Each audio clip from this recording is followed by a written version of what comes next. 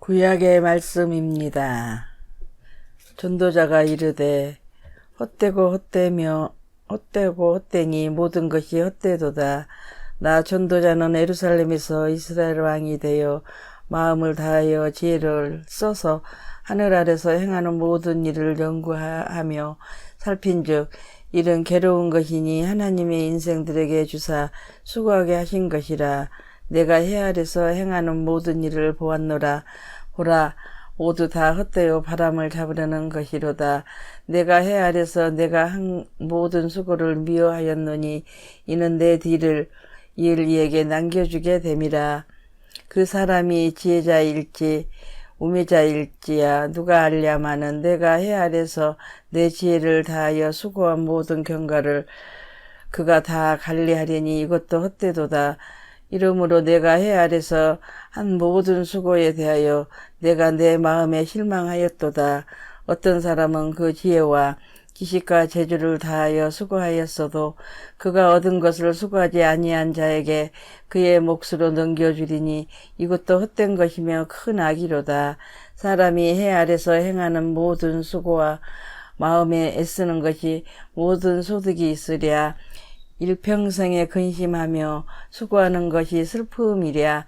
그의 마음이 밤에도 쉬지 못하나니 이것도 헛되도다. 서신의 말씀입니다. 그러므로 너희가 그리스도와 함께 다시 살리심을 받았으며 이의 것을 찾으라. 거기는 그리스도께서 하나님 우편에 앉아 계시느니라. 이의 것을 생각하고 땅의 것을 생각하지 말라. 이는 너희가 죽었고 너희 생명이 그리스도와 함께 하나님 안에 감추어졌음이라. 우리 생명이신 그리스도께서 나타나실 그때에 너희도 그와 함께 영광 중에 나타나리라. 그러므로 땅에 있는 지체를 죽이라. 곧 음란과 부정과 사욕과 악한 정욕과 탐심이니 탐심은 우상 숭배니라. 이것들을 말미암아 하나님의 진노가 임하느니라. 너희도 전에 그 가운데 살 때는 그 가운데서 행하였으나 이제는 너희가 이 모든 것을 벗어버리라. 곧 분한과 노여움과 악의와 비방과 너희의 입에 부끄러운 말이라. 너희가 서로 거짓말을 하지 말라. 옛사람과 그 행위를 벗어버리고 새 사람을 입었으니 이는 자기를 창조하신 이의 형상을 따라 지식에까지 새롭게 하심을 입은 자니라. 거기에는 헬라인이나 유대인이나 할레파나 무할레파나 야만인이나 수구디아인이나 종이나 자유인이 차별이 있을 수 없나니 오직 그리스도는 만유시요 만유 안에 계시니라. 복음의 말씀입니다. 무리 중에 한 사람이 이르되 선생님 내 형을 명하여 유산을 나와 나누게 하소서 하니 이르되 이 사람아 누가 나를 너희의 재판장이나 물건 나누는 자로 세우느냐 하시고 그들에게 이르시되 산과 모든 탐심을 물리치라. 사람이 생명이 그 소유에 넉넉한 데 있지 아니하니라 하시고 또 비유로 그들에게 말하여 이르시되 한 부자가 그 밭에 소출이 풍성함에 심중히 생각하여 이르되 내가 곡식 쌓아둘 것이 없으니 어찌할까 하고 또 이르되 내가 이렇게 하리라. 내 곡간을 홀고 더 크게 짓고 내 모든 곡식과 물건을 거기 쌓아두리라. 또 내가 내 영혼에게 이르되 영혼아 여러에 쓸 물건을 많이 쌓아두었으니 평안히 쉬고 먹고 마시고 즐거하자 하리라 하되 하나님은 이르시되 어리석은 자여 오늘 밤에 내 영혼을 도로 찾으리니 그러면 내 준비한 것이 누구의 것이 되겠느냐 하셨으니 자기를 위하여 재물을 쌓아두고 하나님께 대하여 부어하지 못한 자가 이와 같으니라. 다 함께 설교전 기도를 합니다. 말씀 앞에 하나 된 우리들은 하나님의 자녀로서 한 마음으로 하나님께 예배드리오니 말씀으로 여기에 임재하셔서 부끄러운 사연으로 가득한 우리의 마음을 정결하게 하여 주사 온전한 정신과 믿음으로 바른 말씀을 분별할 수 있게 해주십시오. 예수 그리스도의 이름으로 기도드립니다. 아멘. 하나님 우리 아버지와 주 예수 그리스도께서 은총과 평화를 여러분에게 내려주시기를 빕니다. 인간 개인의 삶과 교회 공동체 그리고 사회를 파괴하는 원인 중에 가장 크게 작용되는 어떤 힘이 있다면 그것은 탐욕이라 할 수 있습니다. 자본주의 사회에서의 무한 경쟁, 누군가를 밟고서야 내가 오를 수 있고 인정받을 수 있고 그것을 지탱해 나갈 수 있는 그런 시대적 분위기, 여기에서 자유로울 수 있는 사람은 아무도 없습니다. 현재 우리는 그러한 시대에 현존하고 있습니다. 그래서 탐욕이 인간에게 보편적으로 내재된 느낌을 지울 수가 없습니다. 물론 기독교 인간론적인 관점에서 볼 때 그런 해명을 할 수 있지만 한편으로 보면 환경에 의해서도 충분히 가능하다는 것을 느낄 수 있습니다. 자본주의 사회가 이를 더 부추기기 때문입니다. 심각한 문제는 이것이 인간의 삶을 지탱하는 것 같은 작동 원리로 작용된다는 것입니다. 그래서 인간들은 애나 어른이나 할 것 없이 부자가 되려고 혈안이 되어 있습니다.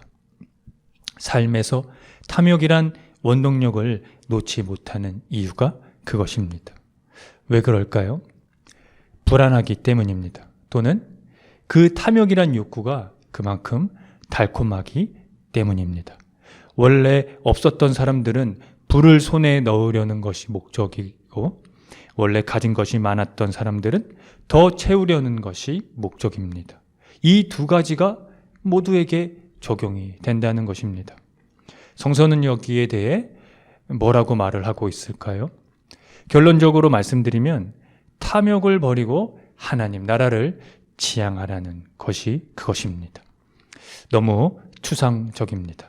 하나님 나라 자체의 의미도 추상적이기도 하고 그것을 지향하는 것도 추상적인 느낌입니다. 우리가 탐욕을 버리는 대신 우리의 삶의 자리에서 지향해야 할 하나님 나라는 무엇이겠습니까? 바로 생명입니다. 조금 설명을 하자면 불을 축적하는 인간들은 자손들에게 그 불을 물려주기 위한 목적도 있습니다. 그들이 왜 불을 물려주려고 하겠습니까? 가지고 있는 것이 많아야 세상에서 좋은 대우를 받을 수 있고 좋은 것들을 누릴 수 있으며 걱정 없이 살 수 있었기 때문이겠죠. 자기 자식들에게 남겨주려는 그 태도가 일반적으로 우리가 남과 나누려는 어떤 그런 태도와 유사하다는 거죠. 그런 태도처럼 생명을 생각하자는 것입니다. 그러나 그들에게는 그런 것을 타인과 나누려는 그런 기능이 없는 거죠. 자기 자식들에게 남겨주는 그 기능은 있는데 누군가와 그것을 함께 나누는 것에 대한 기능이 없는 듯합니다. 이러한 문제에 대해서 기후위기의 문제를 예로 들겠습니다. 간단하게 설명하면 기후위기는 지구의 온도가 오르고 있는 것을 의미합니다. 앞으로 1.5도의 온도가 상승하면 물론 그 이상의 온도도 마찬가지겠죠. 그 온도가 상승하면 지구에 어떤 일이 일어날지 모른다는 것이 전문가들의 소견입니다. 엄청난 자연재해가 속출할 것으로 보고 있습니다. 이 문제를 시급하게 걱정하는 사람들의 공통점이 있는데요. 그것이 무엇이냐면 바로 후손들을 위한 걱정입니다. 후손들에게 건강한 지구, 자연재해로부터 고통받지 않는 세상, 좋은 환경의 이 지구를 물려주기 위한 노력이라는 것입니다. 이런 노력이 바로 하나님 나라의 생명입니다. 나 자신만이 아니라 다 함께, 다 같이 살자는 노력 말입니다. 오늘 성서의 본문들도 이와 같은 것들의 생각입니다. 전도서에서는 헛됨을 말하고 있는데요. 인간과 인생의 의미와 소득, 그것이 사람에게 무슨 소용이 있는가에 대한 것입니다.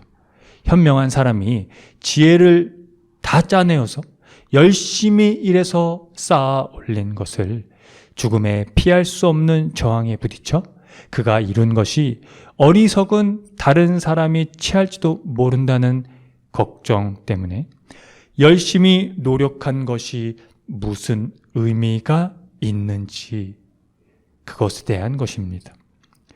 예수께서 말씀하신 비유도 이와 유사합니다. 어떤 부자가 밭에서 많은 소출을 거두었고 그 소출을 큰 곡간을 지어 쌓아두고 먹고 마시며 즐겼습니다. 그런데 하나님이 그에게 질문을 하신 것이죠. 오늘 밤에 내 영혼을 도로 찾으리니 그러면 내 준비한 것이 누구의 것이 되겠느냐? 인간은 누구나 넉넉한 재산을 확보하여 오랫동안 편안히 살고 싶어 합니다. 개인이든 사회든 똑같이 이런 삶의 태도에 빠질 수 있습니다. 하나님은 그런 태도에 한마디로 답하십니다. 탐욕을 멀리하라.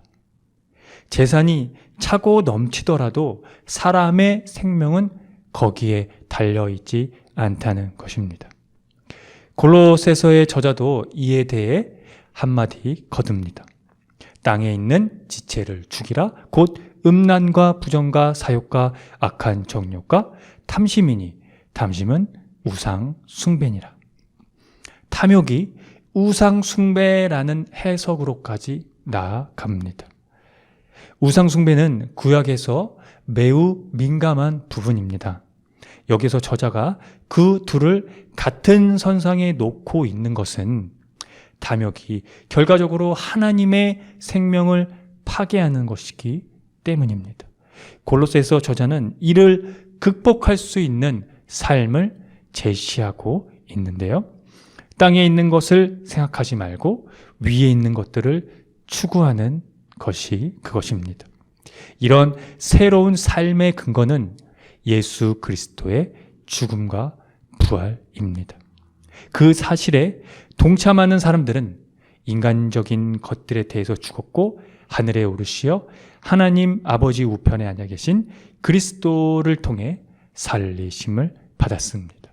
그래서 이 부활 생명은 그리스도와 결부되는 것입니다. 사랑하는 성도 여러분, 땅에 있는 지체를 죽이고 끝없는 이 탐욕을 멀리 하십시오. 그리스도를 옷 입어 새로운 세계, 즉 그리스도의 생명의 세계에 들어가서 옛 것과 대립하십시오. 거기서 우리는 그리스도의 몸에 대한 새로운 지식에 이르게 됩니다. 우리가 살아가는 동안에 이 새로운 지식을 예수 그리스도에서 그의 몸에서 부활된 생명에서 경험해야 되지 않겠습니까?